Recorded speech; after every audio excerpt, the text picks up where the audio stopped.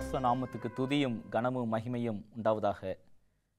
நம்முடைய பாக்கியமான நம்பிக்கை என்ற மைய தலைப்பில் இன்னைக்கு அவர் பூமியை நியாயம் தீர்க்க வருகிறார் என்ற தலைப்பில் தியானிக்க இருக்கிறோம். தியானத்துக்கு முன்பதாக தலைகளை தாழ்த்தி ஜெபம் செய்வோம். அன்பின் ஆண்டவரே, இந்த நல்ல நேரத்துக்காக நன்றி செலுத்துகிறோம். அவர் பூமியை நியாயம் தீர்க்க வருகிறார் என்ற தலைப்பில் இந்த நாளில் நாங்கள் செய்தியை படிக்க இருக்கிறோம். ஆண்டவரே, இந்த நியாய தீர்ப்பு என்று சொல்லும்போது சில நேரங்களில் எங்களுக்கு அது பயத்தை ஏற்படுத்துகிறதாக இருக்கிறது. ஆனால் வேதத்தில் இருந்து நாங்கள் அதற்கு பயப்பட வேண்டிய அவசியம் இல்லை என்பதை நாங்கள் கற்றுக்கொள்ள என் தேவன் எங்களுக்கு உதவி செய்யுங்க. நாங்கள் ஏன் நியாய தீர்ப்புக்கு பயப்பட வேண்டாம் என்பதை எங்களுக்கு கற்றுத்தாங்க.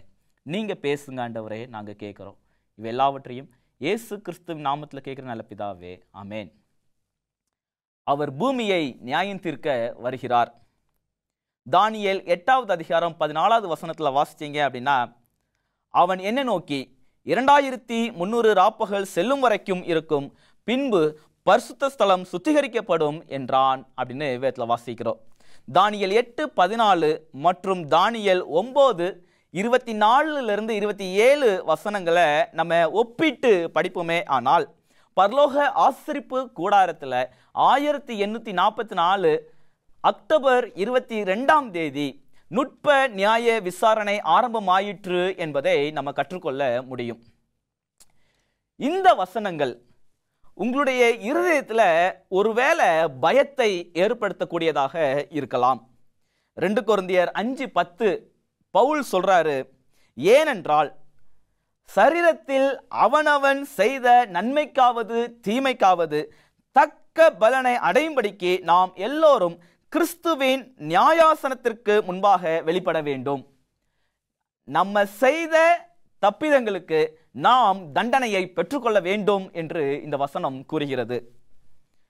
சங்கீதம் 1:5 வாசித்தோம் அப்படின்னா, ஆகையால் துன்மார்க்கர் நியாய தீர்ப்பிலும் பாவிகள் நீதிமான்களின் சபையிலும் நிலை நிற்பது இல்லை அப்படின்னு வேதத்தில் வாசிக்கிறோம். இன்னைக்கு நமக்கு இருக்கிற பயமே என்ன அப்படின்னா, தேவன் நமக்கு தகுதியான அந்த வேதத்தில் வாசிக்கிறோம் இல்லையா, பாவத்தின் சம்பளம் மரணம் அப்படின்னு வேதத்தில் வாசிக்கிறோம். நமக்கு தகுதியான அந்த மரணத்தை நமக்கு கொடுத்து விடுவாரோ அப்படின்னு சொல்லி இன்னைக்கு நம்ம சில நேரங்களில் பயப்படலாம்.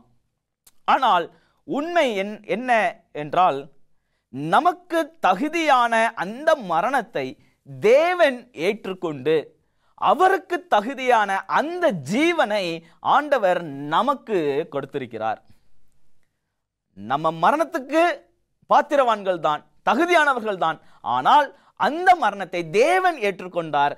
அவருக்கு தகுதியான அந்த ஜீவனை தேவன் நமக்கு கொடுத்திருக்கிறார். எனவே நாம் நியாய தீர்ப்பு அல்லது நுட்ப நியாய விசாரணை என்று சொல்லும்போது பயப்பட வேண்டிய அவசியம் இல்லை. ஏன் நம்ம பயப்பட வேண்டிய அவசியம் இல்லை என்பதை நான் உங்களுக்கு சொல்றேன். எசேக்கியேல் 33:11 வசனத்தில் வாசித்தீங்க அப்படின்னா, கர்த்தராகிய ஆண்டவர் உரைக்கிறது என்னவென்றால், நான் துன்மார்க்கருடைய மரணத்தை விரும்பாமல் துன்மார்க்கன் தன் வழியை விட்டு திரும்பி பிழைப்பதையே விரும்புகிறேன் அப்படின்னு ஆண்டவர் சொல்றாரு. ஆண்டவருக்கு துன்மார்க்கன் மரிக்கிறது, சாகிறது அவருக்கு பிரியம் இல்லை அப்படின்னு வேதத்தில் வாசிக்கிறோம். துன்மார்க்கன் மரிக்கிறது தேவனுக்கு பிரியமான ஒரு காரியம் கிடையாது. அவனும் ஜீவனை பெறுவதுதான் தேவனுக்கு விருப்பமான ஒரு காரியம். நியாய தீர்ப்பை பற்றி தாவீது இப்படி சொல்றாரு. சங்கீதம் 96 நீங்க வாசிச்சீங்க அப்படின்னா 10வது வசனம், அவர் ஜனங்களை நிதானமாய் நியாயம் தீர்ப்பார் அப்படின்னு தாவீது சொல்றாரு.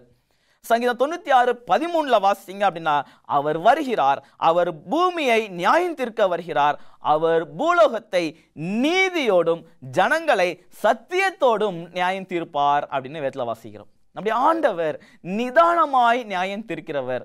நம்முடைய ஆண்டவர் நீதியாய் நியாயம் தீர்க்கிறவர்.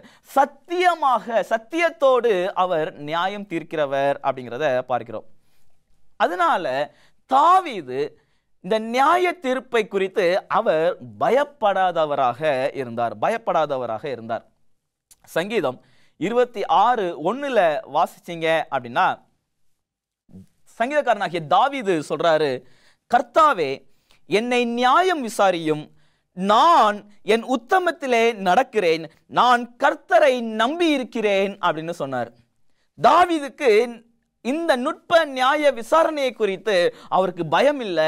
அவர் சொன்னாரு, நான் கர்த்தரையே நம்பி இருக்கிறேன். நம்ம ஆண்டவரையே நம்பி இருக்கும்போது நம்ம நியாய தீர்ப்பை குறித்து பயப்பட வேண்டிய அவசியம் இல்லை. இத்தனைக்கும் தாவீதும் ஒரு பாவம் செய்தவர் தான். பத்சபாளோட விபச்சாரம் செய்தாரு, அவருடைய கணவரை கொலை செய்திருக்கிறாரு. இவரும் ஒரு பாவிதான். ஆனா அவர் என்னைக்கு மனம் திரும்பி ஆண்டவர்கிட்ட மன்னிப்பை கேட்டு ஆண்டவர்கிட்ட வந்தாரோ, இப்ப அவர் சொல்றாரு, நான் ஆண்டவரை நம்பி இருக்கிறேன் அப்படின்னு சொல்றாரு. நான் பயப்படுறதில்லை அப்படின்னு சொல்றாரு. ஆண்டவர் நிதானமாய் நியாயம் தீர்க்கிறவர், அவர் நீதியாய் நியாயம் தீர்க்கிறவர். எனவே நாம் பயப்பட வேண்டிய அவசியம் நமக்கு இல்லை. 1 யோவான் 1வது அதிகாரம் 7வது வசனத்துல வாசிக்கிறோம், அவருடைய குமாரனாகிய இயேசு கிறிஸ்துவின் இரத்தம் சகல பாவங்களையும் நீக்கி நம்மை சுத்திகரிக்கும் அப்படின்னு வேதத்துல வாசிக்கிறோம். ஆண்டவராகிய இயேசு கிறிஸ்துடைய இரத்தம் நம்முடைய பாவங்களை சுத்திகரிக்கும். எனவே ஆண்டவர்கிட்ட, ஆண்டவரே நம்ம மன்னிச்சிருங்க அப்படின்னு நம்ம கேட்கும்போது, ஆண்டவர்கிட்ட நம்மளை ஒப்பு கொடுக்கும் போது நம்ம நியாய தீர்ப்பை குறித்து பயப்பட வேண்டிய அவசியம் இல்லை. இன்னைக்கு நம்ம ஒரு 3 பாடம் படிக்க போறோம். ஏன், எதனால தாவீது பயப்படாம இருந்தாரு, ஏன் நம்ம நியாய தீர்ப்பை குறித்து பயப்பட வேண்டிய அவசியம் இல்லை, 3 பாடத்தை படிக்க போறோம். முதலாவது பாடம் நம்ம கற்றுக்கொள்கிறது என்ன அப்படின்னா, கிறிஸ்து நமக்கு எல்லாவுமாக இருக்கிறார். எனவே நம்ம நியாய தீர்ப்பை குறித்து பயப்பட வேண்டிய அவசியம் இல்லை. கிறிஸ்து நமக்கு எல்லாவுமாக இருக்கிறார். ஒரு கோர்ட் அப்படின்னு நீங்க எடுத்துக்கிட்டீங்க அப்படின்னா, நீதிமன்றம் அப்படின்னு எடுத்துக்கிட்டீங்க அப்படின்னா, ஒரு நீதிபதி இருப்பாரு, ஒரு வழக்கறிஞர் இருப்பாரு, நமக்கு எதிராக வாதாடுகிற ஒரு வழக்கறிஞரும் இருப்பாங்க. ஆனா பரலோக நீதிமன்றம் அப்படின்னு நீங்க எடுத்துக்கிட்டீங்க அப்படின்னா, நீதிபதியும் அவர்தான், நம்முடைய வழக்கறிஞரும் அவர்தான். நமக்கு அவர் எல்லாவுமாக இருக்கிறதுனால நம்ம நியாய தீர்ப்பை குறித்து பயப்பட வேண்டிய அவசியம் இல்லை. எபிரேயர் 2வது அதிகாரம் 17-18 வசனங்களை வாசிக்கும் போது, அவர் ஜனத்தின் பாவங்களை நிவிர்த்தி செய்வதற்கேதுவாக அப்படின்னு வாசிக்கிறோம். நம்முடைய பாவங்களை அவர் நிவிர்த்தி செய்கிறவராக இருக்கிறார். 18வது வசனம், அவர்தாமே சோதிக்கப்பட்டு பாடுபட்டதினாலே அவர் சோதிக்கப்படுகிறவர்களுக்கு உதவி செய்ய வல்லவராய் இருக்கிறார். நமக்கு உதவி செய்ய ஆண்டவராகிய இயேசு கிறிஸ்து வல்லவராக இருக்கிறார். நமக்கு உதவி செய்ய ஆண்டவர் காத்து கொண்டு இருக்கிறார். எனவே நாம் பயப்பட வேண்டிய அவசியம் இல்லை. எபிரேயர் 7:25 வாசித்தீங்க அப்படின்னா, அவர்களை முற்று முடிய ரட்சிக்க ஆண்டவர் வல்லவராய் இருக்கிறார் அப்படின்னு வேதத்துல வாசிக்கிறோம். நம்மை ஆண்டவர் முற்று முடிய ரட்சிக்க வல்லவராக இருக்கிறார். 1 யோவான் 2வது அதிகாரம் 1வது வசனத்துல வாசித்தீங்க அப்படின்னா, ஒருவன் பாவம் செய்வானானால் நீதிபரராய் இருக்கிற இயேசு கிறிஸ்து நமக்காக பிதாவினிடத்தில் பரிந்து பேசுகிறவராக இருக்கிறார். நான் பாவம் செஞ்சிட்டேனே அப்படின்னு கவலைப்பட வேண்டாம். நமக்காக பரிந்து பேசுகிற கிறிஸ்து ஒருத்தர், ஒரு மத்தியஸ்தர் நமக்காக இருக்கிறார். யோவான் 5வது அதிகாரம் 22வது வசனத்துல வாசித்தீங்க அப்படின்னா, நியாய தீர்ப்பு செய்யும் அதிகாரம் முழுவதையும் குமாரனுக்கு பிதாவானவர் ஒப்பு கொடுத்திருக்கிறார் அப்படிங்கிறத வாசிக்கலாம். 27வது வசனம் யோவான் 5:27 வாசித்தீங்க அப்படின்னா, நியாய தீர்ப்பு செய்யும்படிக்கு அதிகாரத்தையும் அவருக்கு கொடுத்திருக்கிறார் அப்படின்னு வேதத்துல வாசிக்கிறோம். நம்முடைய ஆண்டவராகிய இயேசு கிறிஸ்து நீதிபதியாக இருக்கிறார். அவர் நம்முடைய வழக்கறிஞர் மாத்திரமல்ல, நம்முடைய நீதிபதியாகவும் ஆண்டவராகிய இயேசு கிறிஸ்து இருக்கிறார். ரோமர் 8வது அதிகாரம் 33-34 வசனங்களை வாசிக்கும் போது, தேவன் தெரிந்து கொள்ளப்பட்டவர்கள் மேல் குற்றம் சாட்டுகிறவன் யார்? தேவனே அவர்களை நீதிமான்களாக்கி இருக்கிறவர். ஆக்கினைக்குள்ளாக தீர்க்கிறவன் யார்? கிறிஸ்துவே மரித்தவர், அவரே எழுந்தும் இருக்கிறார், அவரே தேவனுடைய வலது பாசத்திலும் இருக்கிறார், நமக்காக வேண்டுதல் செய்கிறவரும் அவரே அப்படின்னு வேதத்துல வாசிக்கிறோம். நமக்காக வேண்டுதல் செய்ய ஒருத்தர் இருக்கிறார். ஆமாங்க, நம்முடைய நண்பர், நம்முடைய உற்ற நண்பராக இருக்கிறார், நமக்கு உதவி செய்கிறவராக இருக்கிறார். நம்ம பரலோகத்துல நம்ம இருக்கணும் அப்படின்னு சொல்லி நமக்காக ஏங்கிக்கிட்டு ஒருத்தர் இருக்கிறார் அப்படின்னா, அவர் நமக்கு எல்லாவுமாக இருக்கிறார் அப்படின்னா, நம்ம எதை நினைச்சு பயப்படணும்? நம்ம எதை நினைச்சு பயப்படணும்? சகரியா 3வது அதிகாரத்துக்கு வந்தீங்க அப்படின்னா, பிரதான ஆசாரியனாகிய யோசுவாவை குறித்து நீங்க படிக்க முடியும். யோசுவா ஒரு பிரதான ஆசாரியனாக இருக்கிறார். அவர் அழுக்கு வஸ்திரம் அணிந்தவராக இருக்கிறார். சாத்தான் அங்க வந்து பிரதான ஆசாரியனாகிய யோசுவாவை குற்றம் சாட்டுறான். அப்ப ஆண்டவர் வந்து சொன்ன ஒரு காரியம், என்னுடைய பிள்ளைய குற்றம் சாட்டுறதுக்கு நீ யாரு அப்படின்னு சொல்லி, அவனுக்கு நீதியின் வஸ்திரத்தை கொடுங்க அப்படின்னு சொல்லி, அவனுடைய அழுக்கான வஸ்திரங்கள் எல்லாத்தையும் களைந்து போட்டு யோசுவாவுக்கு நீதியின் வஸ்திரத்தை கொடுத்து யோசுவாவை குறித்து சொன்னாரு, இவன் அக்னியிலிருந்து எடுக்கப்பட்ட கொள்ளி அல்லவா அப்படின்னு ஆண்டவர் சொன்னார். ஆண்டவர் நமக்கு எல்லாவுமாக இருக்கும்போது நாம் நியாய தீர்ப்பை குறித்து பயப்பட வேண்டிய அவசியம் இல்லை. நாம் நியாய தீர்ப்பை மகிழ்ச்சியோடு சந்தோஷத்தோடு நாம் எதிர்கொள்ள முடியும். இரண்டாவதாக நம்ம ஏன் நியாய தீர்ப்பை குறித்து நம்ம பயப்பட வேண்டிய அவசியம் இல்லை அப்படின்னா, கிறிஸ்துவின் மூலம் இரட்சிப்பின் நிச்சயத்தை நாம் பெற்று இருக்கிறோம். நம்ம ஏன் நியாய தீர்ப்பை குறித்து பயப்பட வேண்டாம் அப்படின்னா, கிறிஸ்துவின் மூலமாக அந்த இரட்சிப்பின் நிச்சயத்தை நாம் பெற்றிருக்கும் போது நாம் ஏன் பயப்பட வேண்டும்? பரலோக குடும்பத்துல நம்ம யாரு தெரியுங்களா? பரலோக குடும்பத்துல நம்மெல்லாம் யாரு அப்படின்னு நீங்க பாத்தீங்க அப்படின்னா, 1 யோவான் 3வது அதிகாரம் 1வது வசனத்துல வாசித்தீங்க அப்படின்னா, நாம் தேவனுடைய பிள்ளைகள் என்று அழைக்கப்படுவதனாலே பிதாவானவர் நமக்கு பாராட்டின அன்பு எவ்வளவு பெரியதென்று பாருங்கள் அப்படின்னு வேதத்துல வாசிக்கிறோம். நம்ம யாரு தேவ குடும்பத்துல அப்படின்னா, அவருடைய பிள்ளைகளாக இருக்கிறோம். ஆண்டவர் நமக்காக அந்த கல்வாரி சிலுவையில மரித்திருக்கிறார் அப்படின்னு நம்ம படிக்கிறோமே. 1 யோவான் 5, 10, 11, 12 வசனங்களை வாசிக்கும் போது நான் 11, 12 வாசிக்கிறேன். தேவன் நமக்கு நித்திய ஜீவனை தந்திருக்கிறார், அந்த ஜீவன் அவருடைய குமாரனில் இருக்கிறது என்பதே அந்த சாட்சியாம். குமாரனை உடையவன் ஜீவனை உடையவன் அப்படின்னு பார்க்கிறோம். நம்முடைய இரட்சிப்பின் நிலை என்ன அப்படின்னு பார்க்கும்போது, தேவன் நமக்காக மரித்திருக்கிறதுனால குமாரனை உடையவன் ஜீவனை உடையவனாக இருக்கிறான் என்று பார்க்கிறோம். இன்னைக்கு ஆண்டவராகிய இயேசு கிறிஸ்து நம்ம பட்சத்தில் இருக்கிறார் அப்படின்னா நம்ம நித்திய ஜீவனை உடையவர்களாக இருக்கிறோம். யோவான் 6:47 நம்ம வாசிக்கும் போது, என்னிடத்தில் விசுவாசமாய் இருக்கிறவனுக்கு நித்திய ஜீவன் உண்டென்று மெய்யாகவே மெய்யாகவே உங்களுக்கு சொல்கிறேன் அப்படின்னு ஆண்டவராகிய இயேசு கிறிஸ்து சொல்றாரு. நம்ம எவ்வளவு பெரிய பாக்கியவான்கள் அப்படின்னு பாருங்களேன். ஒரு சம்பவம் ஒன்று நான் வாசித்தேன். அந்த சம்பவத்தில் ஒரு போதகர் வாலிப பிள்ளைகளுக்கு ஒரு செமினார் ஒன்று எடுக்கிறதுக்காக வந்தார்.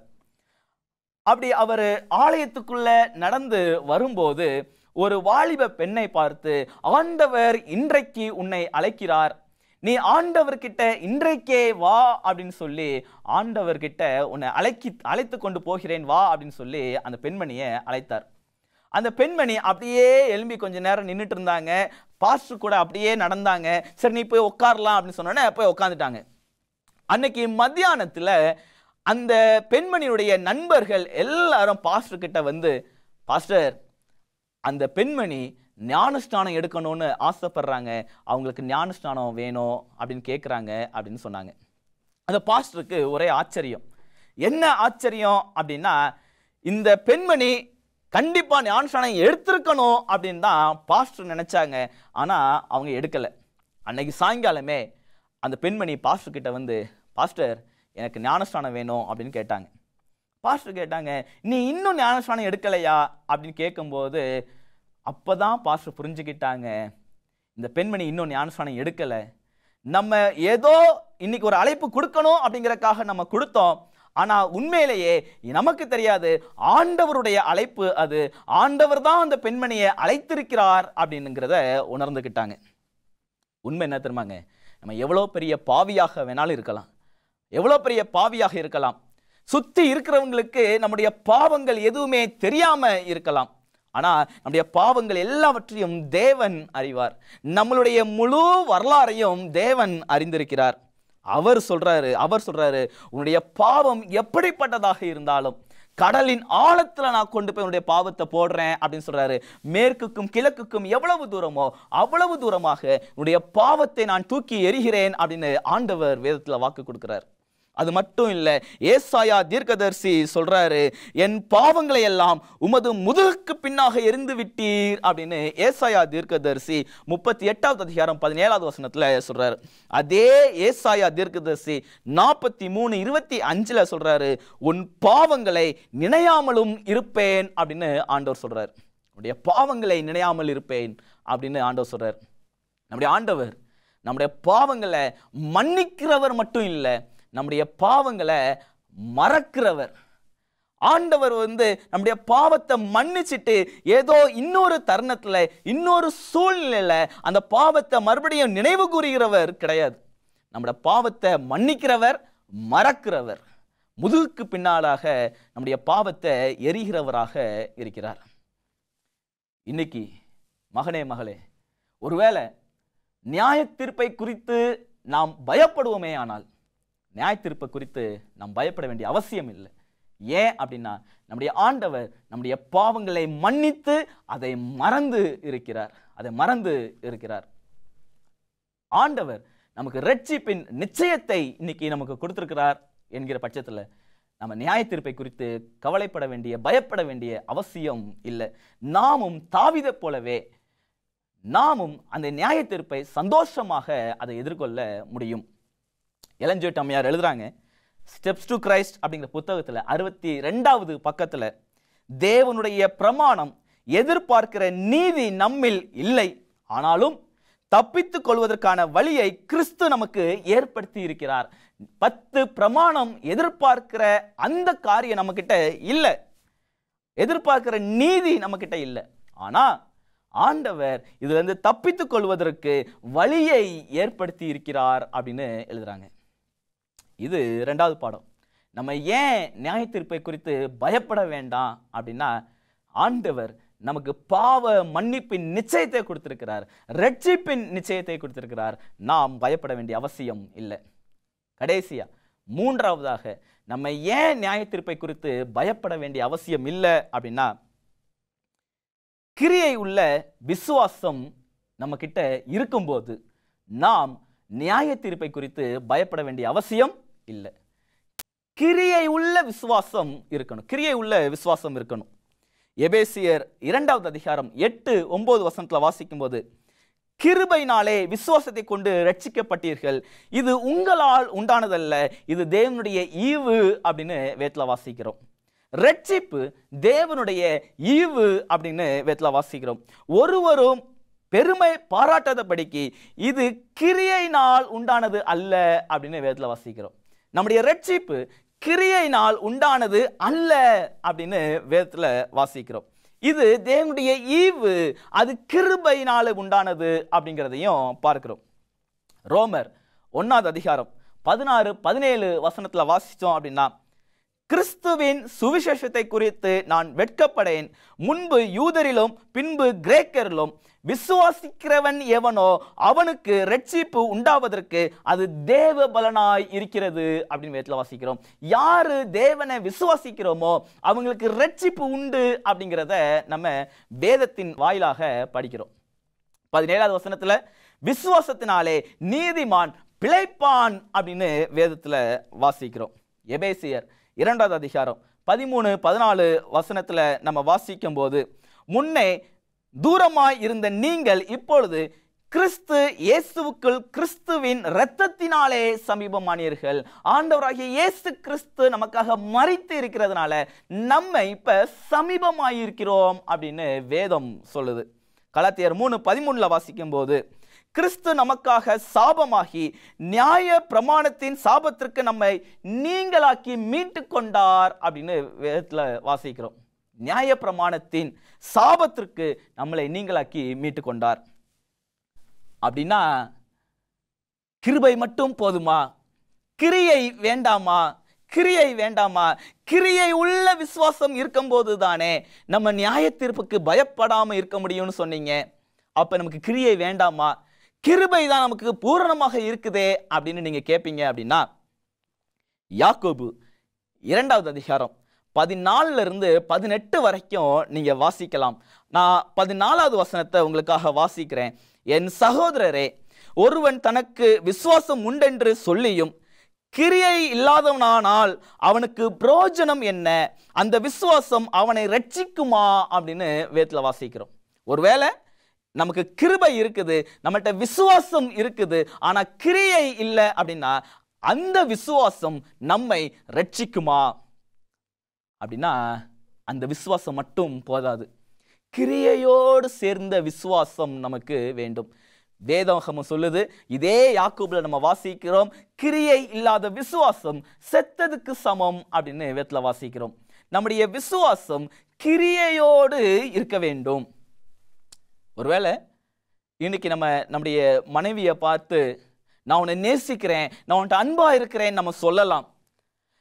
வெறுமனைக்கும் நம்ம வாயில சொல்லுறது மட்டும் போதாது, அந்த அன்பை நம்ம வெளிக்காட்ட கிரியையில நம்ம ஏதாவது செய்யணும் இல்லையா?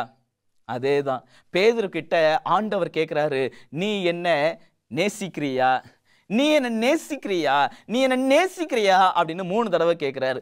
3 தடவையும் பேதுருடைய பதில் என்ன அப்படின்னா, ஆம் ஆண்டவரே, உம்மை நேசிக்கிறேன், உம்மை நேசிக்கிறேன், உமக்கு தெரியுமே நான் உம்மை நேசிக்கிறேன் அப்படியே பேதுருவும் பதில் கொடுக்கிறார். கடைசி ஆண்டவர் சொன்னாரு, நீ என்ன நேசிக்கிற அப்படின்னா, நீ என்ன நேசிக்கிற அப்படின்னா என்னுடைய மந்தையை மேய்ப்பாயாக அப்படின்னு சொன்னார். என்னுடைய மந்தையை மேய்ப்பாயாக. நேசிக்கிற அப்படின்னா இதை செய் அப்படின்னு ஆண்டவர் சொன்னார். கிரியையில அந்த அன்பை நம்ம காட்டணும். வேதம் சொல்லுது, என்னிடத்தில் அன்பா இருந்தால் என்னுடைய கற்பனைகளை கை கொள்ளுங்கள். என்கிட்ட அன்பா இருக்கிறேன், அன்பா இருக்கிறேன், அன்பா இருக்கிறேன்னு சொன்னா மட்டும் போதாது, அன்பா இருக்கிறோம் அப்படின்னா நம்ம 10 பிரமாணத்துக்கு கீழ்ப்படியணும், அதை செஞ்சு காட்டணும், அந்த அன்பை கிரியையில காட்டணும், அந்த அன்பை கிரியையில காட்டணும். ஒரு பையன் இருந்தான். அந்த பையன் தன்னுடைய அம்மா கிட்ட வந்து கேட்டான், இந்த விளம்பரத்தை நீங்க டிவியில ஒருவேளை பார்த்துருக்கலாம். சர்ஃபேஷியல் அந்த விளம்பரத்துல கரை நல்லது அப்படின்னு சொல்லுவாங்க. கரை நல்லது அப்படின்னு ஒரு விளம்பரம் ஒன்று வரும். அம்மா ஒரு நல்ல செய்தி ஒரு கெட்ட செய்தி அப்படின்னு அந்த தன்னுடைய அம்மா கிட்ட ஒரு பையன் வந்து சொன்னானா. அந்த அம்மா கேட்டாங்க, எந்த செய்தி நீ முதல்ல சொல்ற, நல்ல செய்தியா கெட்ட செய்தியா, எந்த செய்தி அப்படின்னு கேட்கும்போது அந்த பையன் சொன்னா, கெட்ட செய்தி. கெட்ட செய்தி என்ன அப்படின்னு கேட்கும்போது, என் சட்டை கரையாயிருச்சு. அப்ப நல்ல செய்தி என்ன அப்படின்னா, இப்ப சர்ஃபேஸில் வெறும் 10 ரூபாய் தான் அப்படின்னு சொன்னாராம். இந்த விளம்பரத்தை நீங்க பார்த்துருப்பீங்க. நமக்கும் ஒரு நல்ல செய்தி ஒரு கெட்ட செய்தி இருக்குது. கெட்ட செய்தி என்ன அப்படின்னா, நம்ம எல்லாரும் பாவத்துல விழுந்து தேவனோடு நம்முடைய உறவு பிளவுபட்டு இருக்குது. நல்ல செய்தி என்ன அப்படின்னா, தேவன் நமக்காக மரித்து அந்த உறவை புதுப்பித்து இருக்கிறார். தேவன் நமக்காக மரித்து நமக்கு அந்த பாவ மன்னிப்பின் நிச்சயத்தை நமக்கு கொடுத்திருக்கிறார், அந்த ரட்சிப்பின் நிச்சயத்தை கொடுத்திருக்கிறார். நம்ம எல்லாருமே மரணத்துக்கு தகுதியானவர்கள். ஆனால் ஆண்டவராகிய இயேசு கிறிஸ்து தனக்கு தகுதியான ஜீவனை ஆண்டவர் நமக்கு கொடுத்து நமக்கு தகுதியான அந்த மரணத்தை அவர் ஏற்றுக்கொண்டார். எனவே நாம் நியாய தீர்ப்புக்கு பயப்பட வேண்டிய அவசியம் இல்லை. அந்த நியாய தீர்ப்பை நாம் சந்தோஷமாக எதிர்கொள்வோம். தேவன் தாமே நம் அனைவரையும் ஆசீர்வதிப்பாராக. ஆமென்.